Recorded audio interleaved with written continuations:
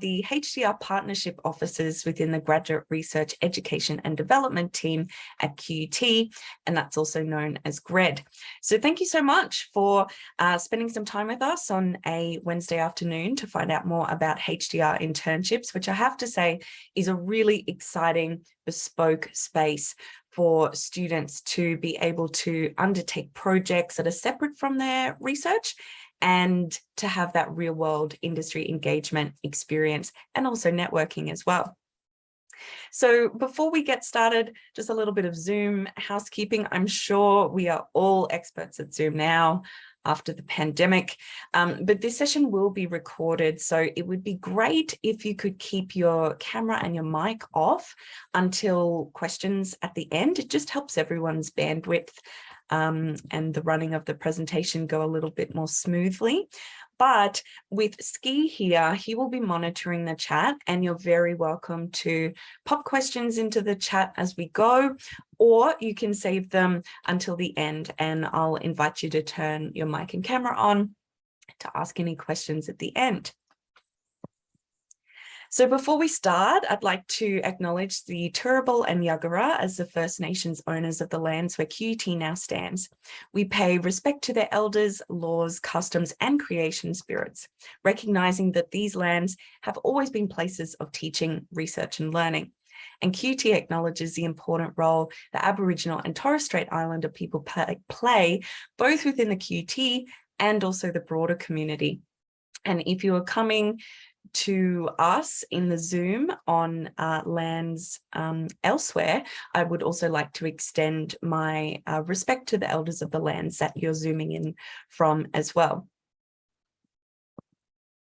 Okay, pardon me, I'm still sporting this very annoying cough, so apologies in advance. It will happen, but that's okay. We'll get through. So today we are going to cover the benefits of HDR internships, what a HDR internship is and how to secure one, very important information. And then we're going to hear from students who have undertaken HDR internships as well, which is really exciting. We've got PhD candidate Tom Long coming along a little bit later in the session, and he recently completed a very exciting HDR internship where he was designing a new CPR mannequin. Very, very cool stuff. Then we're going to talk about what's involved in a HDR internship, and then also preparation tips for a HDR internship application and interview, and give you an overview of the training and the support that's available, and then we'll have time for questions at the end. But let's start with the end in mind. And I would love to know what you would like to get out of today's session. So please feel free to drop it into the chat so that we know. And then if there's something specific that you want covered, hopefully I can skillfully weave it into the presentation and make sure that you all walk away happy and get the information that you need.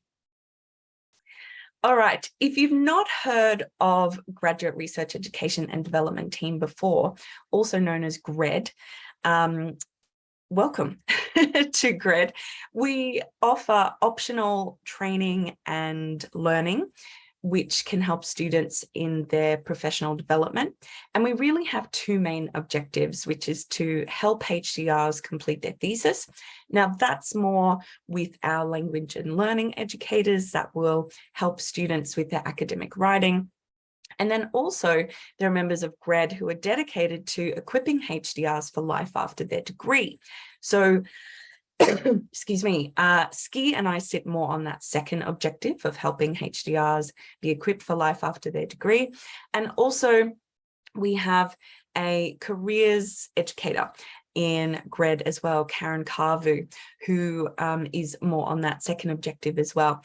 And if you haven't checked out the careers educator offerings from GRED yet, I recommend that you do.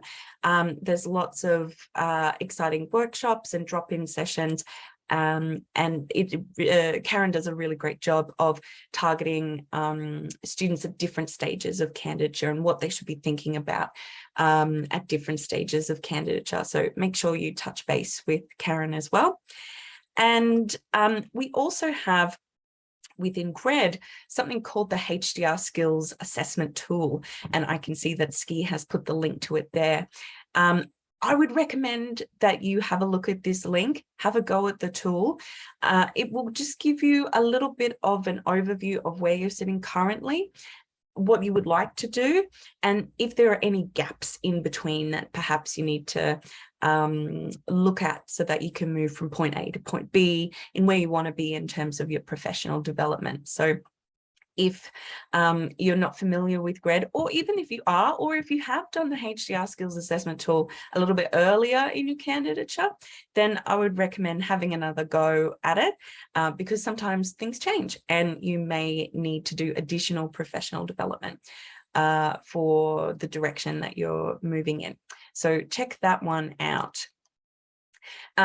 Before we get into all the information about HDR internships, I'd love to share this video with you of PhD candidate Sarah Dillon, who she's from the Faculty of Business and Law, and she discusses the value of her HDR internship. So enjoy this short video and I'll be back with you soon.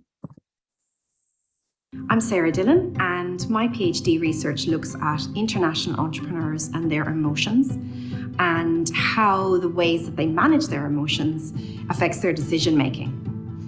And this is important because we know a lot of small businesses fail, and if we can help entrepreneurs make better decisions, we can help fewer businesses fail.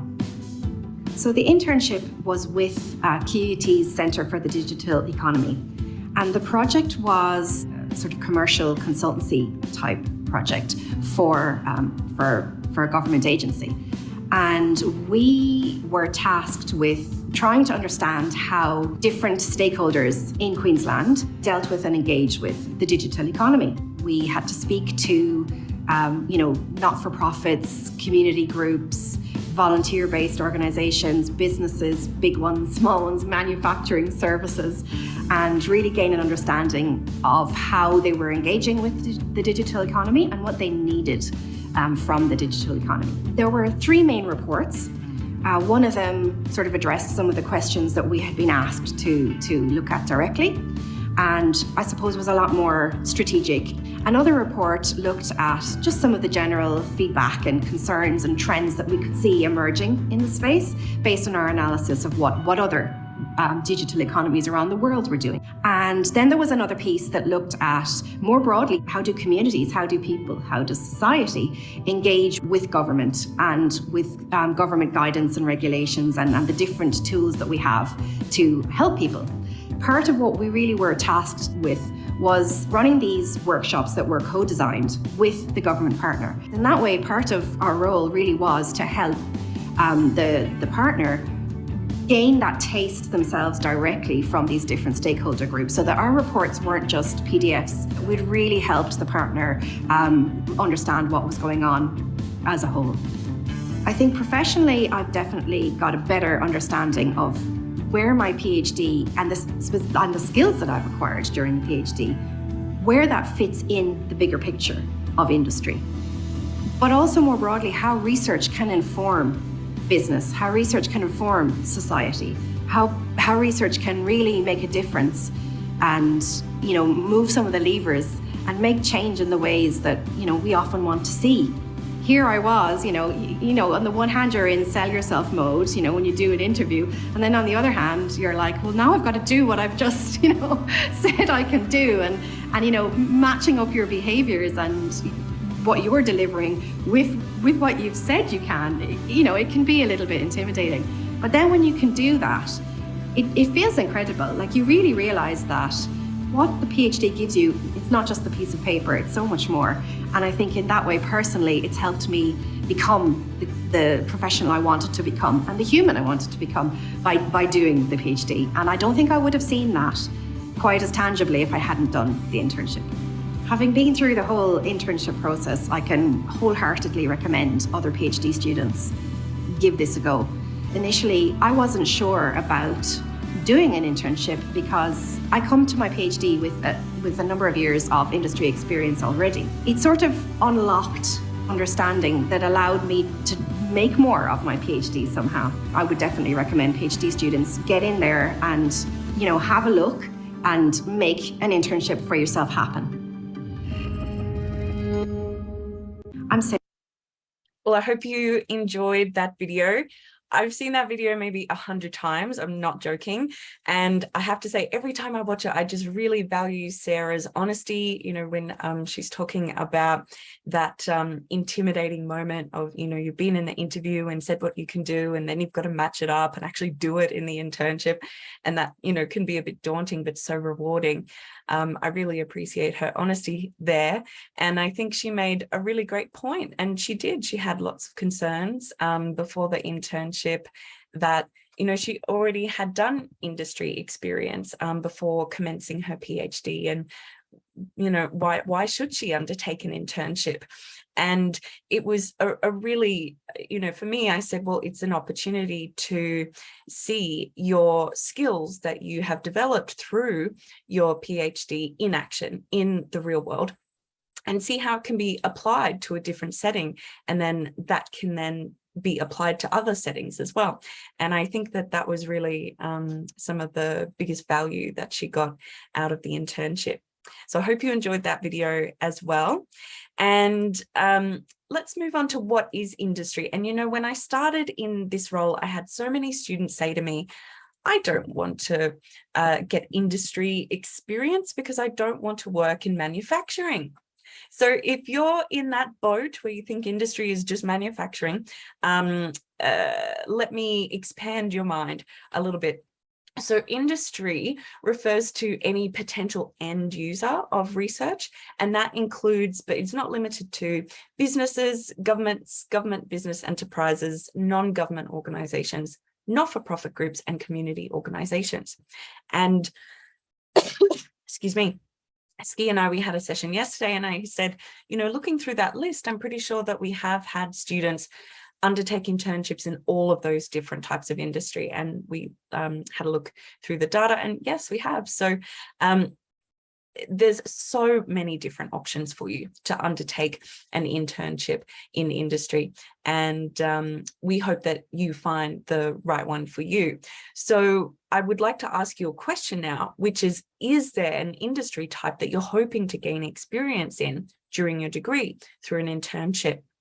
And if there is, please feel free to drop it in the chat. We'd love to know what you're interested in. Ski and I do a certain amount of internship development where we're out connecting with industry partners and talking to them about cultivating internship projects for our HDR students. And so it's always helpful for us to know if there's a certain high level of interest or trend towards a particular type of industry partner. So Taylor's put into, hi Taylor, nice to see you again. Taylor's put into the chat, textiles and biotechnology. That is very, very cool industry. We actually have a student at the moment undertaking an internship with a space partner. So fun fact, I didn't know this before this student's internship, but space gloves only give astronauts 10% of the hand of a normal hand dexterity. And so this student's internship project is having a look at different fabrics, materials, different sewing or gluing techniques that can increase the astronauts' hand dexterity when they're in space, which is a very, very cool project. And it's going very well. He's having a lot of fun, so that's great. So the next question to consider is why a HDR internship?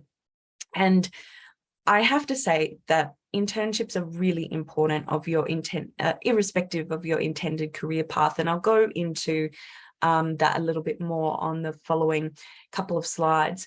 But to let you know, internships can really help you develop your research articulation skills, obviously industry experience and skills, research impact metrics, and practical application of your skills in the real world. Evidence of your skills in the real world for your CV. And it's also an opportunity for you to expand your network and to build connections as well. And we do have quite a number of students who go on to gain employment with their industry partners after they've completed an internship. Ski, correct me if I'm wrong, but I think we have 3 or 4 students this year who have been offered employment from their industry partner, which is very cool. Oh, and Francisco has also said food, flavors, and biotechnology. Okay, all right, biotechnology, getting a little bit of interest here. This is good for us to know. Thank you. And if anyone else has any thoughts on, and even an industry sector like a government or a not-for-profit group, any ideas on where you would like to undertake an internship in industry, please do pop it in the chat. We definitely do bear it in mind when we're talking to prospective industry partners. So my next question for you is also, what sectors could you use your research skills in after graduation?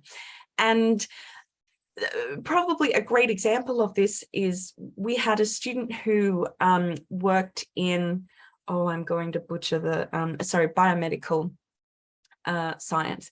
And so she was working on coatings for implants, especially with like dental fillings, to give them like an antibacterial property, and so that they would take to the person's mouth when they're implanted. And so an internship opportunity came up with an industry partner who was in the food industry. And you might think, hang on a second, how does that work?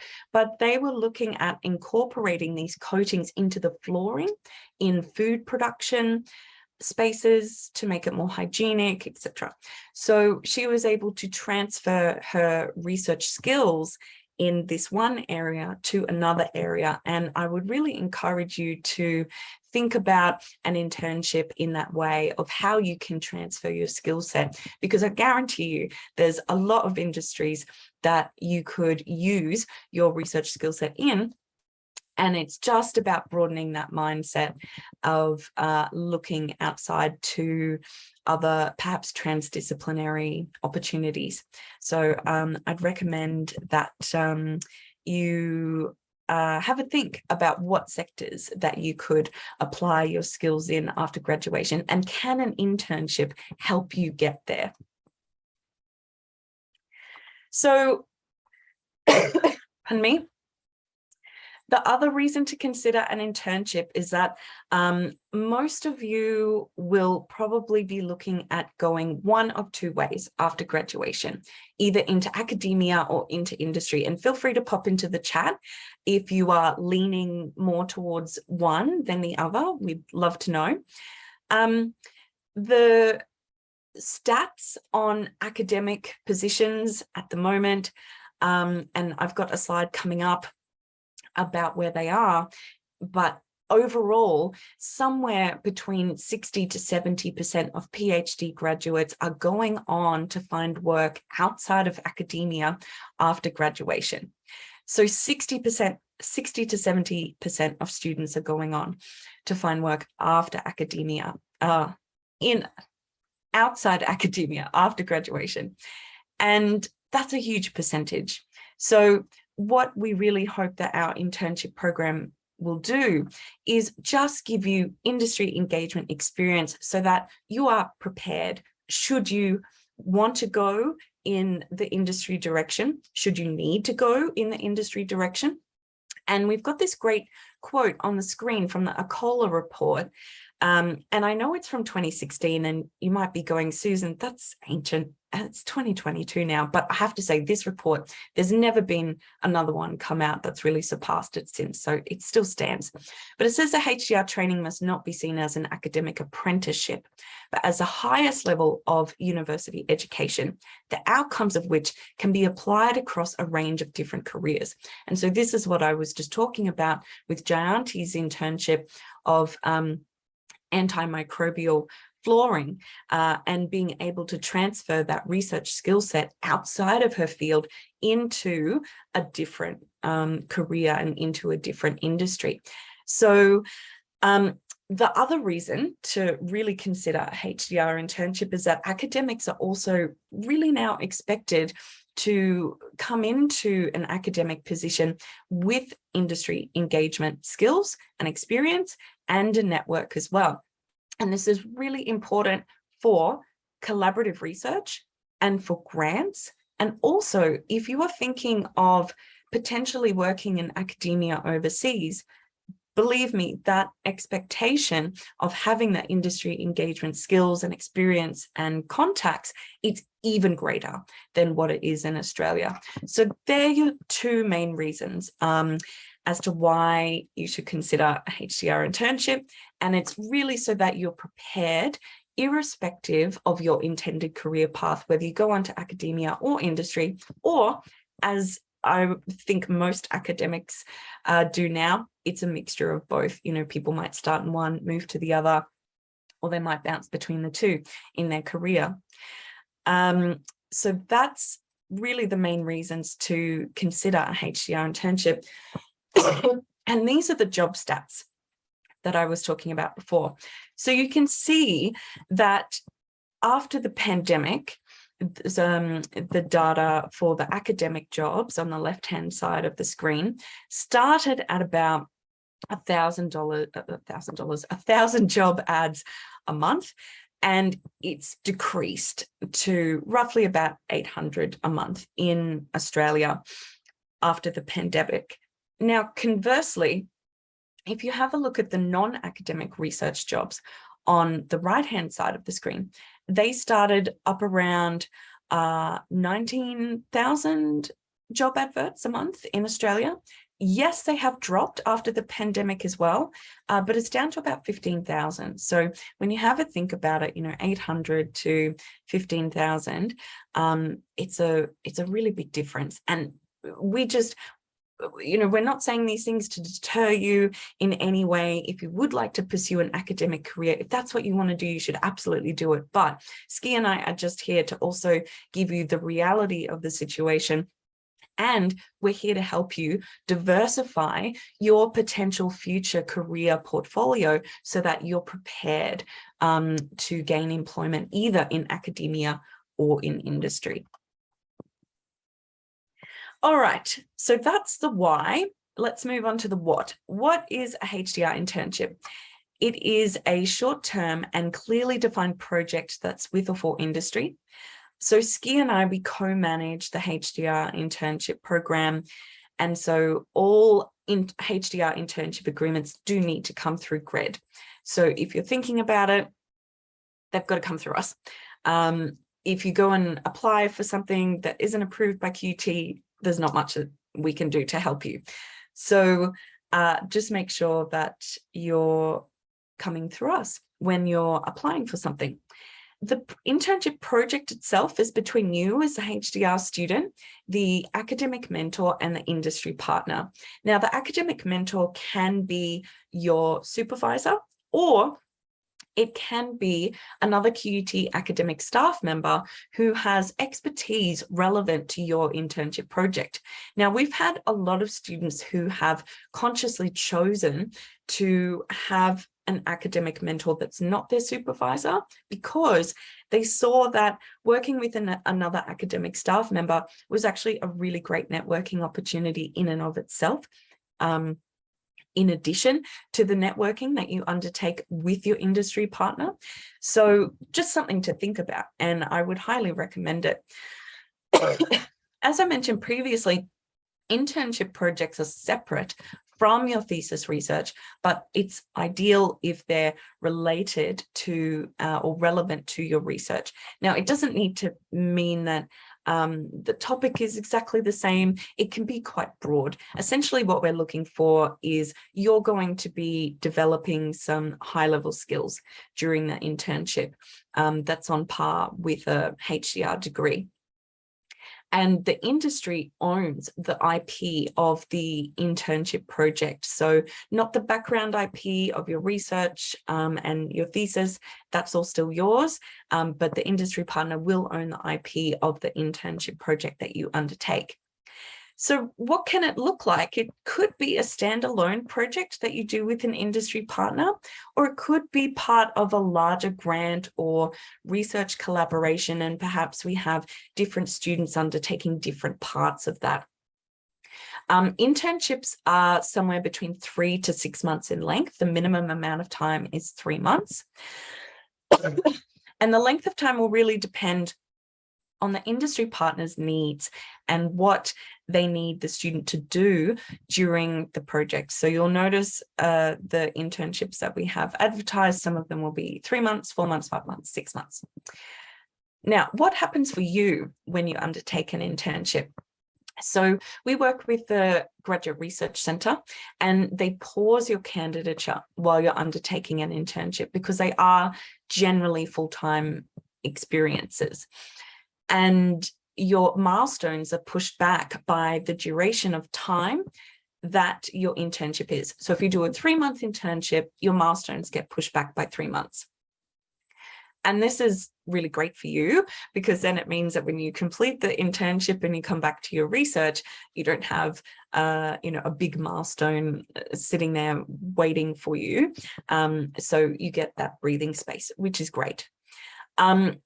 Students are enrolled in IFN 004 for the duration of the internship if you're undertaking your internship during candidature, which you absolutely can, and we encourage you. And in fact, QUT is really supportive of students undertaking internships earlier rather than later. So the preference is around, for you to start having a look for internship opportunities 12 months into your candidature. And thinking about doing one, especially in that second year. And you are enrolled in IFN 004 for the internship. Now, this is great because it means that you're still actively enrolled as a QUT student. You still have access to all of the QUT services and that sort of thing as well. And then in terms of funding, yes, your scholarship is also paused. However, we ask the industry partners to provide funding for every internship project. So the bare minimum that partners need to provide is $10,000 for a 3-month internship. Students receive $9,000 of this as a fortnightly stipend through QUT payroll, how you normally receive your scholarship. And then the academic mentor receives $1,000 of that funding into their research account at the completion of the internship in recognition of their support of the project. I am one of the founding co-chairs of a HDR internship community of practice that brings together about 30 universities around Australia. And I have to say, there's a lot of universities out there that don't have a program like this. And if students want to do an internship, they need to take a leave of absence. They don't have access to any funding. So we're really proud of our program here at QUT. And we feel that it really sets you up for the best student experience by extending your milestones and by providing you with that funding from the industry partner as well. Now, in terms of eligibility, what you can see in the bottom right-hand corner is that all 4 different degree types do require that you complete 6 months of full-time equivalent study before you can undertake an internship. And then if you're a PhD student, also successfully completing your stage 2 milestone. If you're a MPhil student, successfully completing your research project proposal. An ED11 student completing your work in progress doc, and a KK59 student completing the research project proposal. So just to bear those in mind, but Ski and I, we complete internship eligibility checks for every student that applies for an internship with us. Okay. So the mentor, I've spoken a little bit about this already. It doesn't have to be your supervisor. They do have to have expertise in the internship content. It's incentivized, as I mentioned. They receive some of the funding from the industry partner. And what they really do is assist with the developing and the vetting of the project.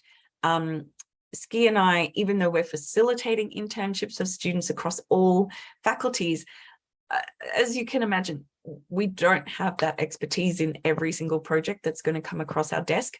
So the academic mentors really help us to understand if a project is going to be feasible and viable for you within the time frame that the industry partner is suggesting.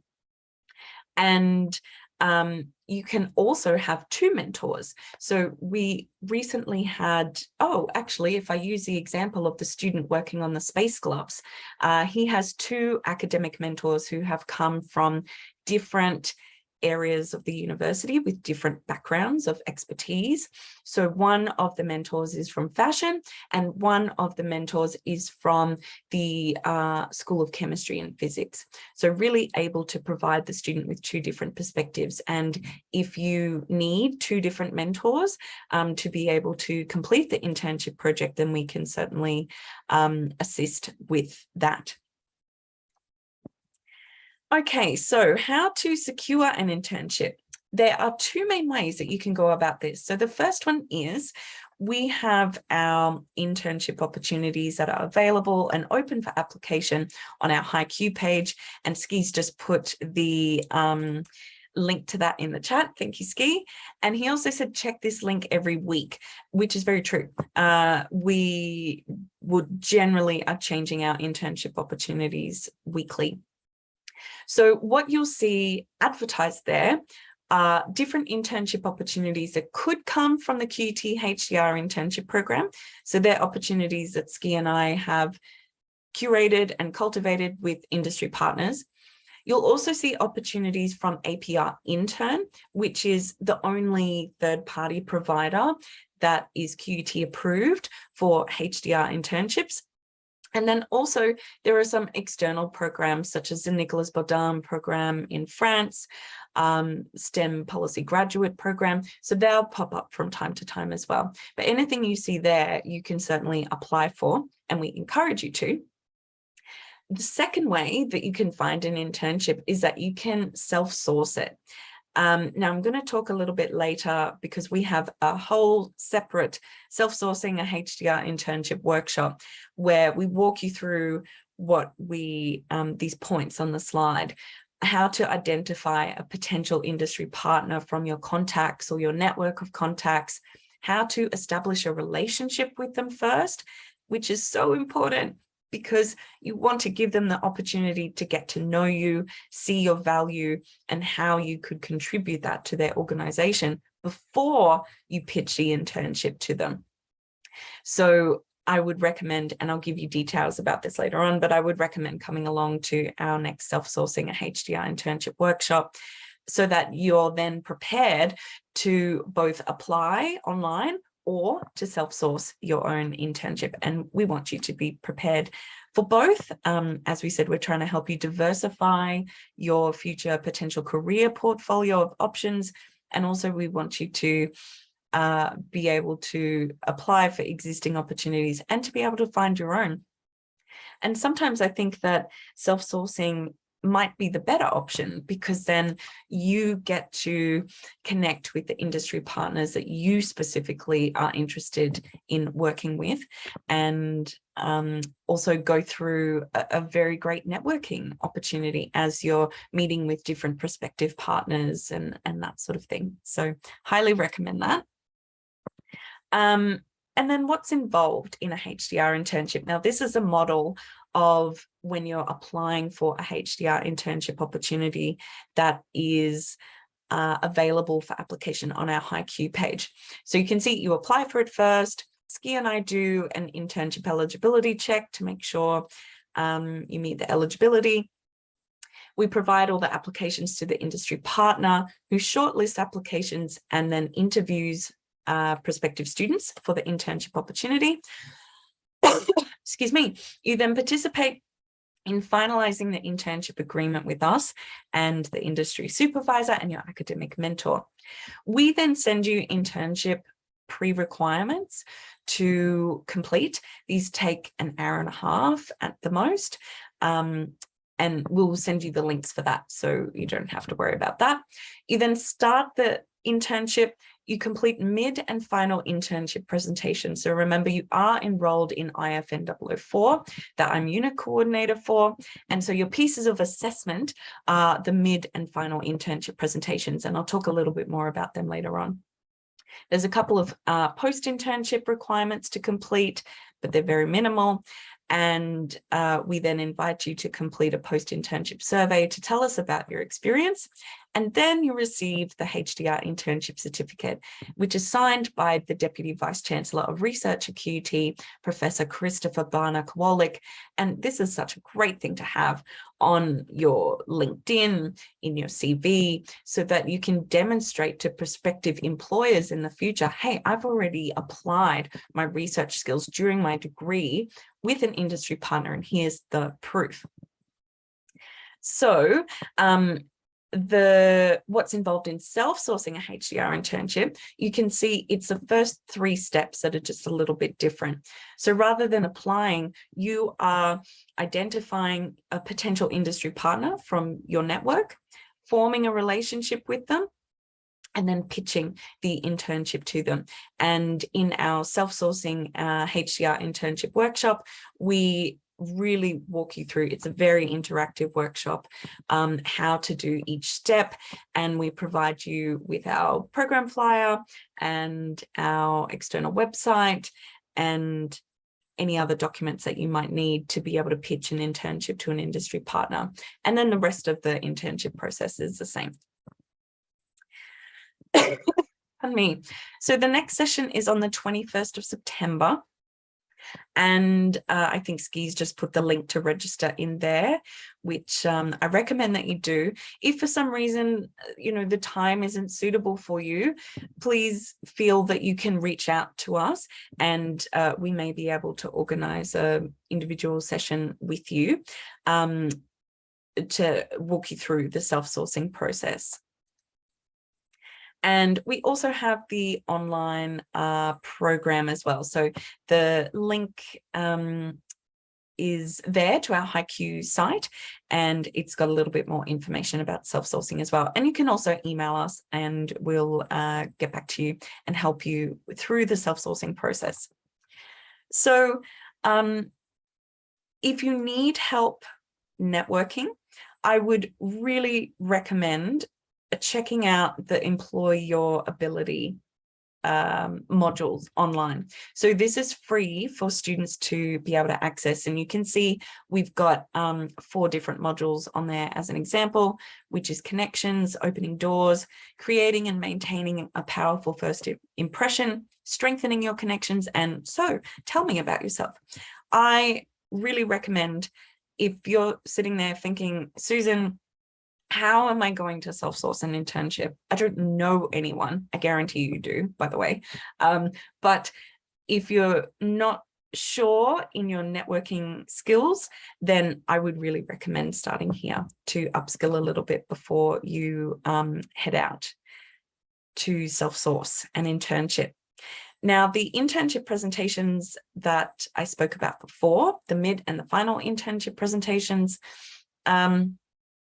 they're a great experience, because if you were a research consultant on a real world project, you would be expected to do a mid and a final presentation, really just to cover what you've done so far, if there are any challenges, any successes, and especially for the mid one, your direction for the remainder of the project. So they really are a really great experience for you. And you get together your industry supervisor, your academic mentor, Ski or myself, and you present, and they're done virtually. So they can be Zoom or Teams. And it's also, pardon me, a really great way for you to see what you've done. And then you can use that information when you go and chat to prospective employers later on down the track. And then this is a completion certificate that you receive once you finish the internship. And as I said, signed by the Deputy Vice Chancellor and Vice President of Research, Professor Christopher Barner-Kowalik. And it really is a very wonderful thing to have in your CV or on your LinkedIn. Now, I am very pleased to introduce Tom Long. Tom, I think you're here. Feel free to turn your video and your mic on. Hello, good to see you. And hi. All right, I'm going to stop sharing now. So I invited Tom along to our session today, and thank you so much for coming along, Tom. You did such a sensational internship project. It was so unique and so interesting. And also, I will make mention that Tom's final internship presentation was one of the best, if not the best, that I've ever seen. So well done to you.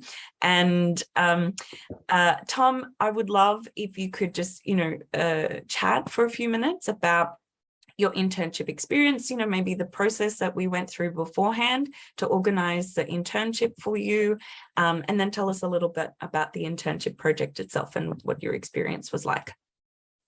Absolutely. And it's fantastic to hear that the presentation went well, especially because we couldn't get the slides to work for an hour into the presentation. So we got there and the client was at the table and we had a lot of products and we had a lot of prototypes and work on the table, but I just had to verbalize everything that I put on the slides. So I'm really happy that worked out. That's wonderful. But thankfully we had gone through it enough that it was a bit easier to present what was actually happening. But sorry, just a bit about how it started and what the actual topic of the internship was.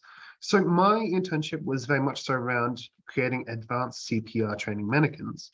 And this was kind of organically created, if that makes sense. Originally, this was going to be a development project with me and a few other designers that once we kind of reviewed the content and what the client really needed, we decided that it would be kind of better to do this as a HDR internship for the course of 3 months. And we were working with a fantastic client called CPR Link, who is a Brisbane-based nursing group who does CPR training. And what they're really after was they're after a more biofidelic CPR training mannequin, more specifically focused on the actual neck and airways of CPR training dummies. A big reason for that being is when you're training CPR, there's very limited movement of the actual head. So the actual being able to flexation, extension, and lateral bending from side to side, that doesn't really happen. Standard CPR training mannequins only have a 15-degree tilt backward, and that's just to show people how to open up the airways when you're providing CPR training. However, with actual CPR practice, CPR is only really successful 30% of the time.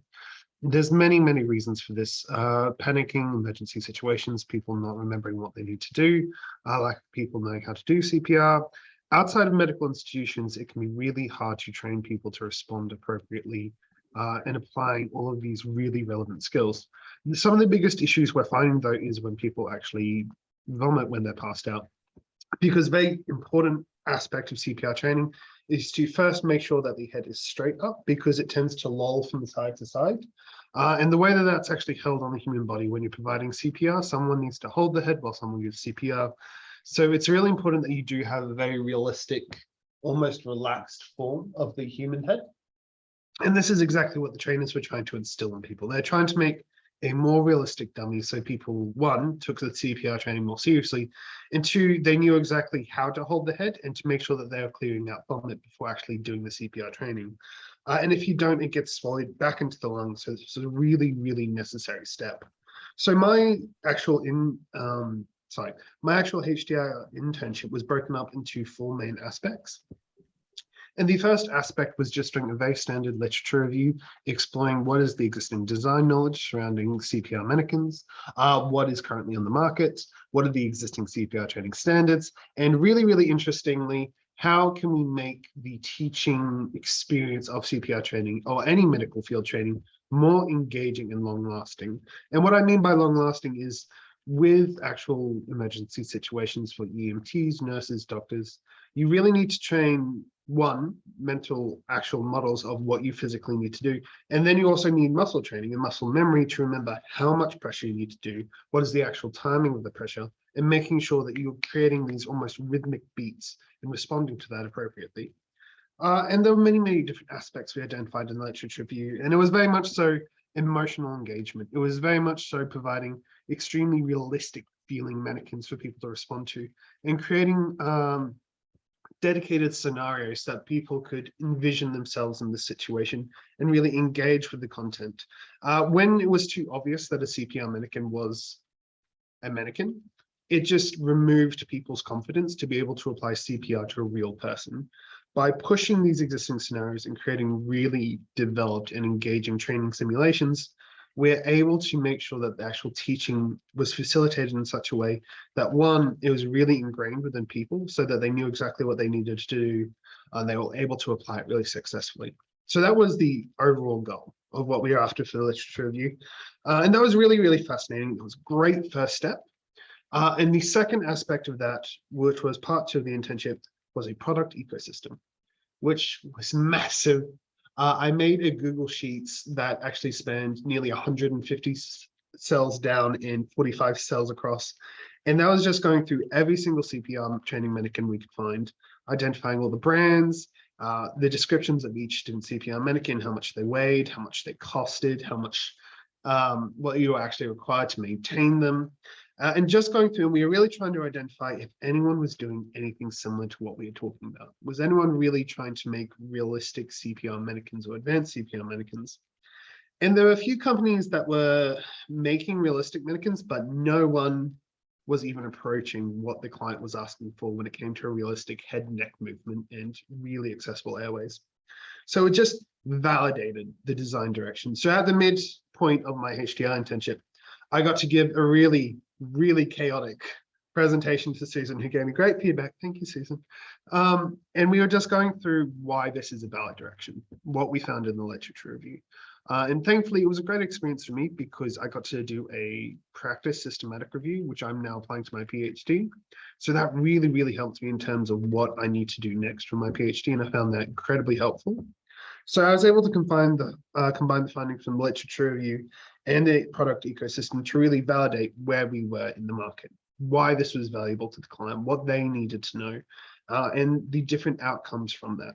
And during the presentation, it was really great because what that did is it started us on the next stage of the actual project, which was creating and facilitating co-design sessions. So what we got to do is we got to try a few different activities where we'd bring the client on board, and we'd do these almost creative sessions where we'd start concepting different ideas for advanced CPR training mannequins.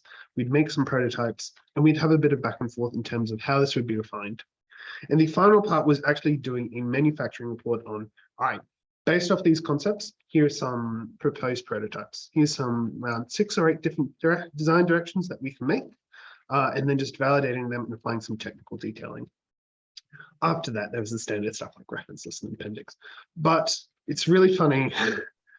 During the presentation, everything went terribly. The report didn't load, the slides didn't load. We had to do everything just off the cuff. So I'm really glad the presentation worked out. And it was really funny because the room that I was presenting in just flooded with teachers. And then one of the clients that we were presenting to, her partner just walked past completely starkers. It was just the most chaotic presentation I've ever given in my life. And I'm so glad the client had a good time because it was just wild. But the internship went really well. The way that was structured was I was thankfully with 2 really fantastic supervisors. I was with Marianella Camerica, who is head of industrial design and designs thinking around health. Incredibly intelligent, really huge amount of experience when it comes to research, and really supportive throughout the process. And I was also paired with Natalie Haskell, who was there for support around technical detailing and manufacturing. This really helped us to make a report on, based off these prototypes, here are a few different industries, materials, manufacturing techniques, and a few different partners you can work with in the future. So that was incredibly helpful. And based off that, we were able to present a really holistic report that was able to validate their design direction to go on to the next stage of iteration with QUT and give them a few different design directions for them to continue with their process. I was really lucky with CPR Link because they were 2 lovely ladies. They were extremely open to really new ideas. They're really excited to work with QT designers and researchers. They loved seeing their personal experience actually done in physical prototypes so that they could see the link between what they were saying and just us responding to that and taking them seriously and making sure that we were providing outcomes that answered their needs, which was great for them. They saw lots of value in that. So they were all throughout the process, constantly keeping updated, constantly going through the prototypes, and keeping a really good level of communication. I really had a great time during my during my internship because a lot of the skills I needed for my PhD, I got to apply almost as a test during this internship. I got to do systematic literature reviews. I got to host co-design sessions. I got to do product ecosystems really fantastically. I got to do some technical reports. And for my PhD specifically, which is around collaborative robotics, that's exactly what I want to apply. I want to apply systematic reviews. I want to be able to do co-design sessions with technicians. So being able to do this practice dry run was really helpful for me because it's almost like I got to test my PhD process before doing it. And I got heaps of support both from my supervisors and from Susan and from the HDR team. And while there was pure chaos when we were actually presenting content, because we had built such a rapport and everyone was all over the content, it was very easy to use prototypes to spark discussion and communication. So I had a wonderful time with that. And while there were some periods where we are still trying to nail down a specific direction, and even now they could go in half a dozen different directions, it was really valuable to see all of those ideas that they put forward and all their needs put forward, and just find research and other resources that really responded to that. Especially in the product ecosystem, there was just the best outcome we could humanly get from that report is just no matter what market, brand, company, or industry we looked at, there wasn't a single CPR mannequin that did anything like what they were talking about. And we identified it as a real need, but it was just able to validate both what they were saying and to QUT to be like, hey, this is a relevant area of interest. This needs to be further developed. So that relationship is now continuing on with QUT scholarships. They are now taking over that project, which is fantastic. And now that they've got that solid foundation, they're able to keep pushing forward, which is wonderful to hear. Excellent. That was a lot of word dump. I hope that's okay. That was fantastic, Tom. Thank you so much for taking us through your internship project like that. And, you know, great to hear that. And I guess I should point out for the students here that, Tom, you were quite early in candidature when you did. How many months in were you? I had only just finished my stage 2. That's right. Yes. So you months. were like just about 6 or 7 months. Yeah. When you started. So it's really, and you know, that's the exact time frame that QUT recommends, that sort of, you know, 6 to 18 month period that students do an internship. And it's really interesting to hear you say it was almost like a dry run, you know, for your PhD, and all of that experience you can then come back and apply, and it will probably help you see the rest of your PhD very differently as well, from that experience. And yes, I'd forgotten that people were walking past the Zoom naked and things like that. One of the ladies was zooming in from her home and her husband had no idea. But as everyone can see here, Tom's a really excellent presenter, and he also is fabulous at organizing his information and delivering it in such a way that's easy to understand, but really walks you through step by step. So you definitely have a very generous presentation style and approach. And so that's what I was judging your mid and final presentations on, and not anything else. Tom, are you happy to stay around until the end, and just in case anyone's got any questions for you? Oh, absolutely. That's great. Thank you. So bear with me, and I'm just going to share my, hope that everyone can see this. So we'll keep going, pardon me, with the rest of the workshop, and then we'll open for questions at the end. And thanks, Tom, for sticking around. So, getting back to the 2 different types of ways that you can source an internship. So 1, you can apply online, and 2, you can source it yourself. If you are applying online, we highly recommend that you consult our resources that are available. We have this Nailing Your HDR Internship application that's been put together. It comes both in video and PDF format, and we highly recommend that you consult it before applying for an internship opportunity, because internship opportunities are competitive, and really, I highly recommend that you treat it like a job application. And we certainly have had students, you know, not be successful in the first attempt, but then they are in a later attempt. So having that application experience under your belt can sometimes make the difference between a successful application and not. So be apply happy, and definitely submit applications, go for internships, but just please have a look at this resource before you do so that you can put your best foot forward. Then, as I mentioned in the internship process overview for you. We send your applications to the industry partner, they shortlist, and then they'll interview students for the project. So these are generally conducted online, Zoom or Teams. I think I've seen one student previously go on site with the industry partner for an interview. So mostly online. And we would recommend that if you haven't interviewed for a while or maybe ever before, our careers educator, Karen Carvu, has a career competitive interview strategies session that's hosted in August every year. And yay, it's August. So perfect timing. I'd recommend that you head along to that session, freshen up your interview skills. And also, QT has a fabulous resource that's free for students called Big Interview, and you can go on there and practice your interview skills as well. And I would really recommend you do that. I remember before I came into this position, I hadn't interviewed for, I think, 4 years.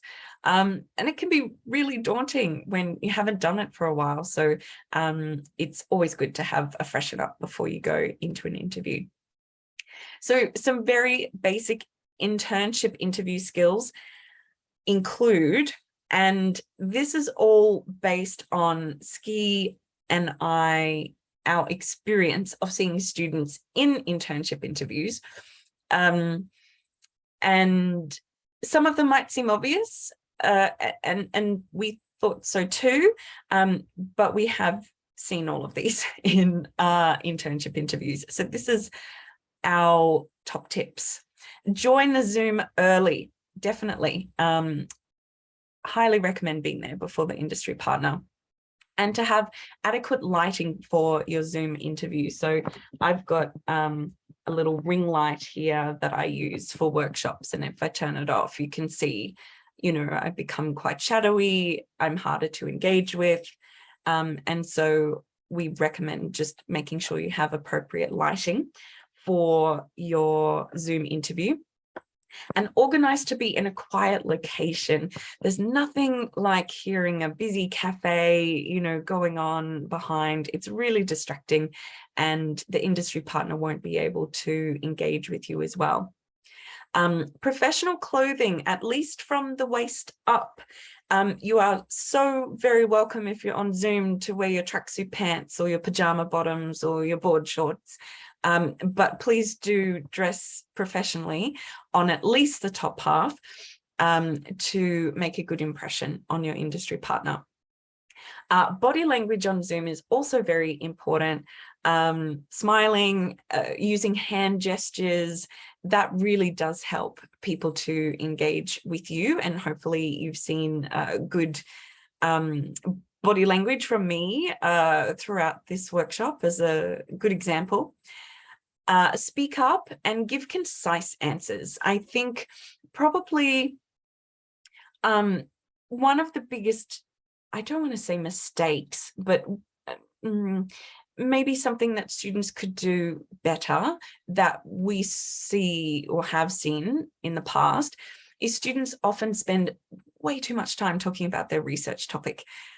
We had one student who spent, I want to say, maybe 15 minutes of a 30-minute interview talking about their research topic, and it just didn't allow the industry partner much time to be able to ask him questions about how he could apply his skills to the specific internship project. So he missed out on that internship opportunity, even though he was very well suited for it, because there just wasn't an opportunity for the industry partner to see how he would be a good fit.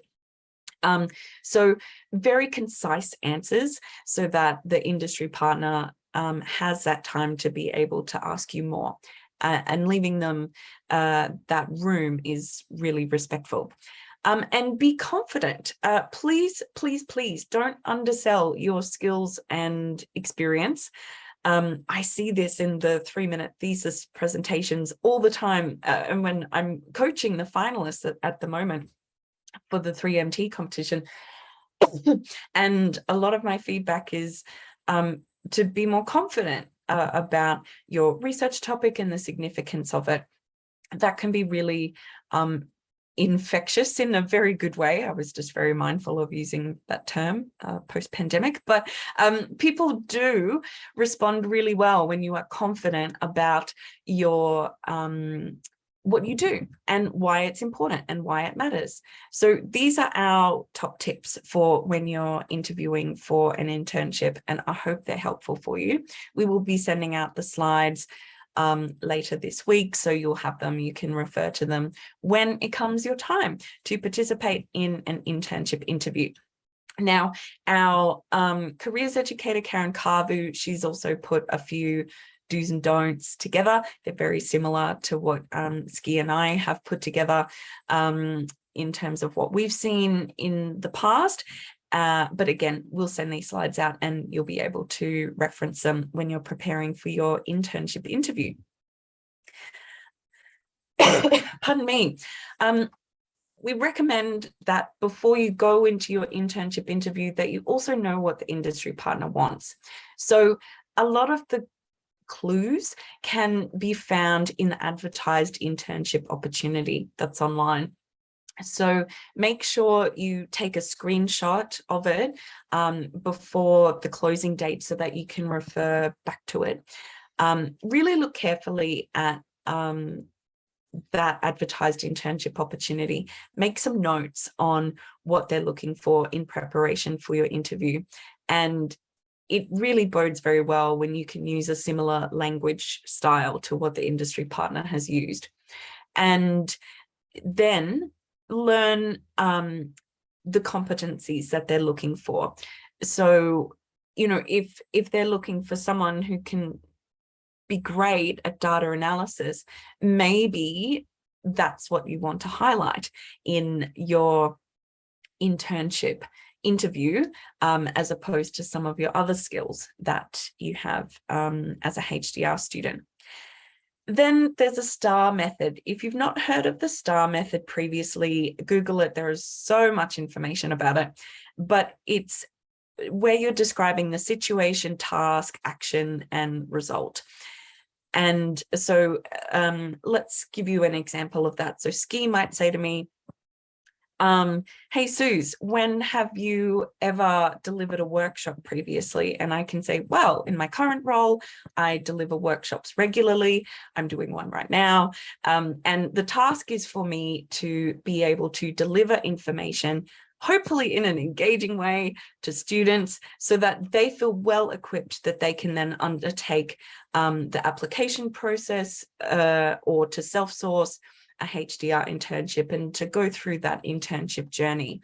The action that I take for that is that I regularly update my workshops to make sure that my information is relevant, and the outcome is that I received really great feedback from the student surveys saying that the information was appropriate, it was useful, and they love having the previous HDR interns come along. And so overall, it's a good result. So there you go. That's just a very short synopsis of how you would use the STAR method. So, you know, an industry partner could ask you about data analysis, and you would use that method to talk about how you have conducted data analysis in the past and include the outcome of your data analysis. And then you can even take it one step further if you want to be a real pro, and then demonstrate to the industry partner how what you did in that situation would be applicable for them or relevant to them. And as I mentioned before, QT has Big Interview, which is free for all students to access. And you can certainly go on Big Interview and practice the STAR method to your heart's content so that you feel like a real pro before you go into your internship interview. Know what you have that's relevant. This is a huge one. So I think I've, kind of covered it a little bit on the last slide, but knowing what the industry partner wants and then knowing what you have that's relevant. So understanding your skill set that's relevant for the industry partner, having a look at your previous education that might be relevant, Having a look at employment experience that might be relevant, either current or past. We had a student who undertook an internship with Quagoma, and they were looking for someone who had an AI, machine learning skill set. And this student had previously worked in an art gallery in Mexico, where he was from. And that relevant employment experience really, in conjunction with his skill set and his experience, education-wise, that got him that internship, because it just put him ahead of everyone else, having had that gallery experience previously in employment. So have a look for things like that in your past, from your education, from your employment, that's relevant to the industry partner, and make sure you drop them into the interview. Your research topic, of course, that's very relevant, but as I mentioned previously, we recommend that you talk about that in quite a concise way, and also in a way that is accessible to a general audience. Smart and curious people won't be able to engage with you if they don't know what you're saying. So if you're using a lot of jargon that's very related to your discipline, but perhaps the general audience wouldn't understand it, then reassess whether that's going to be beneficial or helpful to you in an interview setting where you're speaking to an industry partner that may not be from your discipline background. And then prepare for the interview by making a short list of examples. When you're thinking back on your education or employment experience, think of those examples, have them as a little list in your mind, so that whatever question that you're asked, you've got something that you can go to straight away. You can provide your answer in that STAR method context, and really be able to wow them with all of the skills and experience that you have that's relevant to the internship opportunity itself. Now, if you're not sure of your strengths, if you're sitting there going, oh, gee, Susan, you sound like I really need to sell myself up. Yes, you do. The VIA character strengths survey is a good place to start if you're not sure of what your strengths are. And I guarantee all of you have very different strengths, and you do have strengths. So that would be a great place to start if you're not sure where to go. And the other option for you for preparing for your interview, pardon me, there are modules, again, that are free for QUT students about preparing for your WIL experience and succeeding in your WIL activity, work integrated learning. This is also really great if you are an international student and perhaps you haven't worked in an Australian context before. There's a really great module on here called Understanding Australian Workplace Cultures, and I highly recommend that international students have a look through that. And as I mentioned before, the big interview practice as well. So this is just a closer look at understanding workplace cultures, that module that I just mentioned before. And, you know, even you don't have to be an international student, but perhaps you haven't worked for a number of years. If you've been committed to your study, it could just be a really good refresher before going into that interview context. Okay, I've given you a lot of information today and a lot of suggestions. And if you're sitting there going, whoa, Susan, that was a lot. Let me talk you through this slide, which is just my top tips on where to get started with HDR internships. My first tip is to read through the HDR internships page on HiQ. It's got all the information that you need to know about our HDR internship program. On this page, you can also submit your registration to the HDR Industry Engagement Program. And I'll talk a little bit more about that in the next slide and why it's important to do that. Also start a conversation with your supervisor. You know, Tom's here today, and I know Marianella, his supervisor, was really key in being able to facilitate this internship opportunity. So let your supervisor know that you're interested. And when would be a great time for you in candidature to be able to undertake an internship as well? It's wonderful that you're here, and I would also recommend attending the Self-Sourcing a HDR Internship workshop, just so that you're prepared to both apply for internship opportunities that we have online and to self-source your own, just to give you the best start in either way that you would like to pursue an internship opportunity. We have GRED emails that are sent out regularly. I've got a slide coming up as to what they look like and when you receive them. So I'll talk about them a little bit later. And apply for internships, get that application experience under your belt. There is no failure, there's only feedback. And so if you don't get your first internship that you apply for, you're going to learn from that, and you can look at what you can do differently in future applications. And as I mentioned, you can practice your interview skills on Big Interview as well. So that's my top tips on where to start. Now, the registration form for the HDR industry engagement. The reason why it's so important that you do this is because sometimes we have industry partners that reach out to Ski and I, and they say, this is the project we have, this is what we're looking for, can you help us find a student in 2 weeks?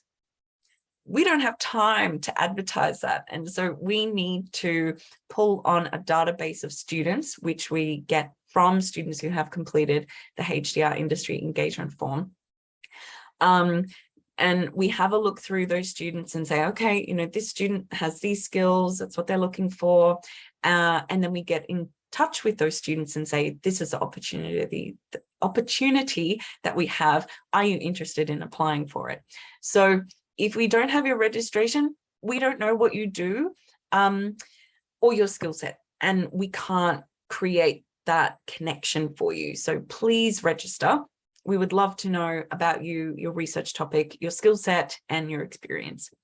It also triggers an email to your supervisor. So there you go, 2 birds, 1 stone. You can start the conversation with them after they receive that email. And then these are the GRED emails that I was talking about. So the HDR Matters on the left-hand side of the screen, it's sent weekly on a Monday. It has all of the information about our upcoming workshops, so you can register to participate in them. And then the beautiful orange email on the right-hand side of the screen is sent weekly on a Tuesday from Ski and I, and that has got all of the internship opportunities that are currently available and open for application. So definitely keep your eye on that. Our internship opportunities change very regularly. I would say, you know, every 1 to 2 weeks. So keep your eye out for those emails, and then you'll have the direct links on where to apply for our internships that are open for application. Then you can apply for internships. This is an example of our HiQ page and some of the internship opportunities that we had open recently. And just remember that internships are competitive. So make sure you put your best foot forward and consult the How to Nail Your Internship Application resource. So we have some sessions coming up. These are some of them. As I mentioned, the Self-Sourcing a HDR Internship workshop on the 21st of September. I highly recommend coming along to that one. And as I said, if you're, teaching or something at the same time on that day, just reach out to us and we'll be happy to organize a time to walk through the information that you need to know. Okay, so we've come to the end of the workshop. Ski is going to put a survey into the chat. It is 1 minute, it's anonymous. I would love if you can complete it. We really do our best to make these sessions informative and engaging for you. So I would love to know your feedback, and thank you in advance for completing it. While you are completing that survey, I'm going to give you a little bit of a movie trailer here. So we have the QUT Graduate Research Student Showcase coming up. It is the grand finals of the 3-minute thesis and the Visualize Your Thesis competitions. It's a public event that is free and it's online to register. So we've got amazing finalists from across all faculties for both competitions, and it's a really great opportunity to support your peers and to really celebrate the research strength and diversity that we have at QUT. We also have external industry partners who come along, and they're very excited to be able to come along and see what our research students do and their skills and their strengths. So Ski has put the link in the chat for you to register for the showcase, and we hope you do, and we look forward to seeing you on the 15th of September at 11:30. Also, in GRED, we have something called the eGrad School.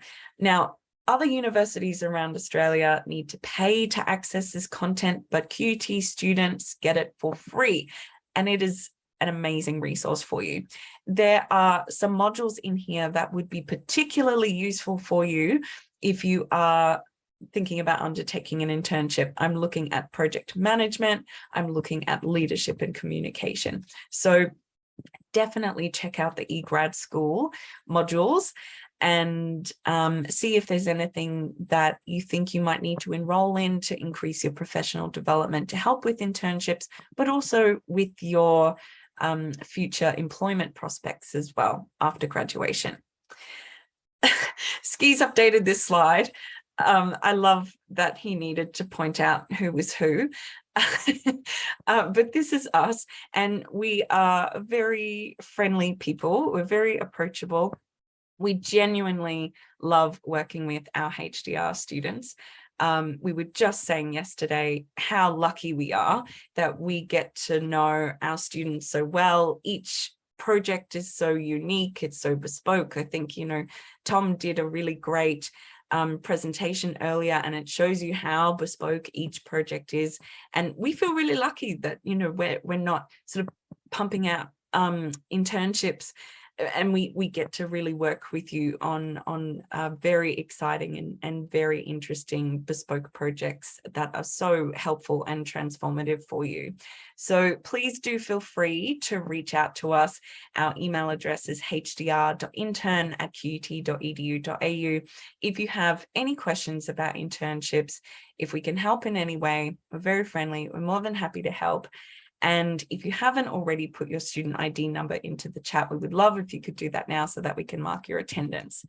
Now, I am having a very quick look through the chat just to see if there's any questions that have come through that I can answer. Pardon me. But if you do have any questions, please put them into the chat now, or you're also very welcome to turn your video and mic on and ask us. Sadia, thank you. I would love to hear your question. Yeah, can you hear me or can you? Yep, we can hear you. Yeah, hello, my name is Satya and I am in the last year of PhD. I'm doing PhD in business management. Actually, I'm trying to find an internship and I'm trying to find it from last 4 months, but I didn't find like any good opportunity, or all the internship opportunities that I see the emails are relating to AI, machine learning, engineering. So I didn't find any like advertisement that is related to me. That's the first thing. The other thing is that my PhD profile is quite impressive. Because I have published more than 25 papers and some book chapters, and I have a strong academic profile, but I do not have any single industry experience. So I'm from Pakistan. It is my last year of PhD. So I was thinking this is the best time for me to get an industry in like job or internship. I applied for around 30 jobs, but I didn't get a single reply. I thought that maybe I'm overqualified because sometimes I am an international student. Then I was quite disappointed because I applied for a lot of jobs. Even I believe that my resume is very strong. But I don't know whether I'm doing some mistake. I'm not applying for a relevant job, because it's quite a disappointing thing that I applied for 30 to more than 30 jobs and I didn't get any single Yeah. response. Can you please guide me where I'm wrong? These are fantastic questions, and I'm so glad that you asked them.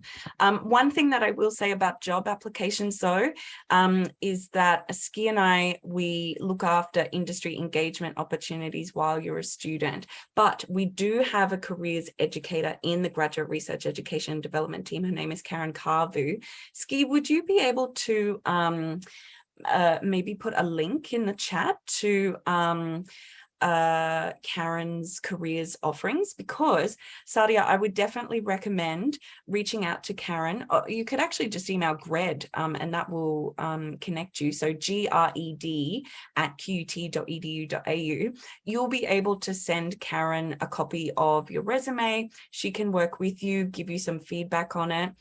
I'm sure you'll be able to send her some previous applications and she can give you feedback on that as well. So she's definitely the best one to answer that sort of question about giving you guidance on job applications. But you know what? Good on you for giving it a go and still, you know, continuing to apply, because I really hear you. It can be disappointing.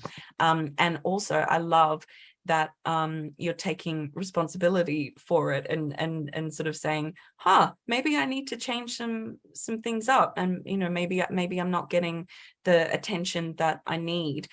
So good on you for being reflective and, you know, open for seeking that feedback. With your first question about not seeing internship opportunities that are relevant to you, this is why we also have the option for students to self-source their own internship. Ski and I do a wide number of things in our roles. And so the opportunities that we find they're definitely not always relevant to students from all faculties. I would certainly recommend having a look at information about self-sourcing your own internship, chatting with your supervisor, looking through your network, looking through your supervisor's network. If you can't make it to our next self-sourcing and internship workshop, let me know and we can walk you through the information that we recommend students do when they are self-sourcing an internship. I think probably the biggest mistake that students make is they cold call companies and say, hey, I'm a QT PhD student, can I have an internship? And honestly, they're going to say no, because you know, Ski and I always use the analogy of, if you were standing at the QUT shuttle bus station and someone walked up to you and said, hey, would you mind if I moved in with you for a while? You're going to say, absolutely not. You could be a total psycho.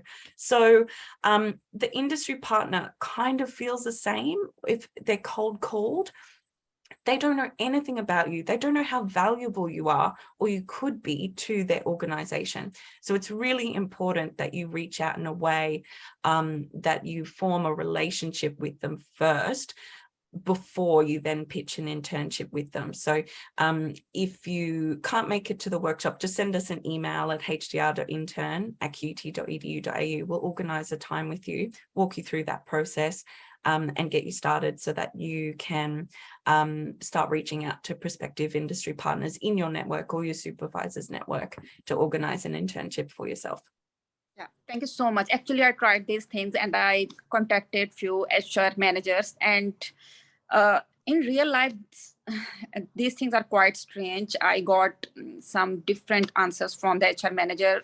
One of them said that they need fresh graduates like in 20s, and I am in my mid 30s. So sometimes I was thinking maybe because that person told me, HR manager told me that he gives opportunities to fresh graduates who just does their undergrad degrees. So it's the best time for them. So I try to talk to them, but I didn't get a proper result. And the other thing that maybe it is difficult for some international students. Yeah, and I think this is why it's so important to leverage your existing network or your supervisor's network as well. And I think that they're really successful when there's a connection that's already in play or already established. And so maybe, you know, if your supervisor doesn't have connections, you know, being able to ask them to talk to other academics to see if they have any connections that would be relevant, you know, to companies and organizations that you could undertake an internship with, and sort of you start using it in that way. But that is oddly specific that they came back and said, we want fresh graduates in their 20s. I have heard of, especially in the engineering space, some companies that have said that previously. So I know that exists out there for some companies, but it's certainly not the case for all of them. So I would just encourage you to keep going and keep trying. Yeah, thank you so much. Thank you. You're welcome. Okay, we've got a few questions that have come through the chat. Is it possible to have the self-sourcing internship session resources earlier?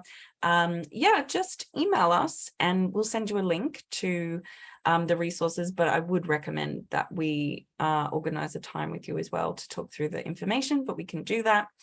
And then Corrine has said, what if you find an organization that is willing to offer an internship, but they cannot pay the amount of the money requested? This has happened before. The funding is non-negotiable. So if they're not able to provide it, unfortunately, we're not able to liaise with them as a industry partner for you. And it's really because, you know, your scholarship is paused. We want you to be able to cover your living expenses while you're undertaking an internship. It's important for QUT to make sure that you are looked after in that way during the internship. So it is a requirement that the industry partner be able to provide that funding. That's all the questions that we have in the chat. Now we still have Tom online. Does anyone have any questions for Tom or any other questions for Ski and I? Feel free to drop them in the chat or turn your camera and mic on.